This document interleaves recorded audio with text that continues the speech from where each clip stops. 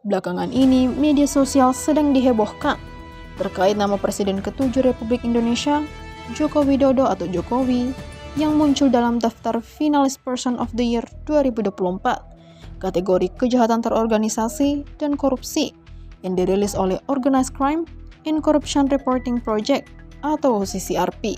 Diketahui lembaga berbasis di Amsterdam ini mengumpulkan nominasi melalui Google Form sejak Jumat 22 November 2024 lalu. Karena kasus ini menjadi sorotan dunia, pihak OCCRP pun memberikan klarifikasi. OCCRP pun menegaskan bahwa mereka tidak memiliki bukti yang menunjukkan keterlibatan Jokowi dalam tindakan korupsi. Sebaliknya, mereka mengaitkan nominasi ini dengan persepsi masyarakat terhadap kebijakan-kebijakan yang dianggap melemahkan lembaga anti korupsi dan demokrasi di Indonesia.